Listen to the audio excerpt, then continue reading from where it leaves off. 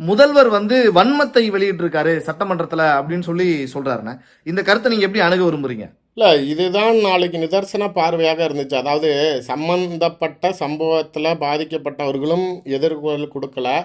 அதை வேடிக்கை பார்த்த மக்களோ இல்லை அந்த கரூர் மாவட்டத்துக்கு அப்பாற்பட்டு பிற மாவட்டத்தில் இருக்கக்கூடிய மக்களுமே யாருமே விஜயை குறை சொல்லாத போது, நாளைக்கு அரசாங்க தரப்பில் இருந்து நாளைக்கு அவரை குறை சொல்வதற்கோ இல்லை அவரை டார்கெட் செய்வதற்கோ செய்யப்பட்ட விஷயங்கள் அனைத்தும் நாளைக்கு இப்போ நான் பேசினேன், அவர் அண்ணாமலை நான் பேசுகிறாரு, நயினார் பேசினார், எடப்பாடி பழனிசாமி பேசினார்கள். இது மாதிரி அந்த தாவேக்காவுக்கு சம்பந்தம் இல்லாதவர்கள் சில பேர் கருத்துக்கள் பேசினாங்களே தவிர, எனக்கு தெரிஞ்சு தாவேக்காவுக்கு அப்பாற்பட்டு இந்த இன்சிடெண்ட்டில் அவங்கள ஜஸ்டிஃபை பண்ணது அப்படிங்கிறது நான் இந்த சொன்ன பேனல் மட்டும்தான். சீமான் கூட அன்னைக்கு சம்பவம் நடந்த அன்னைக்கு ஆஸ்பத்திரிக்கு போகிற வரைக்கும் அவர் கொஞ்சம் ஒரு நியூட்ரல் ஸ்டாண்ட் எடுத்தார். அதுக்கப்புறமேல அதே சம்பவத்தை நெகட்டிவாக எடுக்க ஆரம்பிச்சிட்டார்.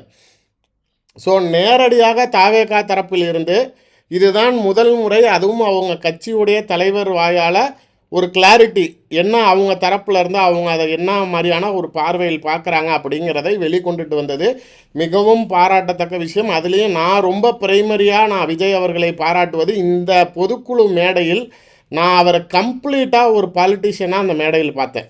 அவருடைய பேச்சாக இருக்கட்டும், மோர் தேன் அவருடைய டெலிவரி, அவருடைய அந்த கண்டென்ட் ஸ்பீச்சு, வார்த்தைகளுடைய கோர்வைகள், அவருடைய கோபத்தையும் எந்த இடத்துல வெளிக்காட்டணுமோ அதை காட்டினார். என்ன டார்கெட் ஸ்பீச்சோ அதை ரீச் பண்ணார்.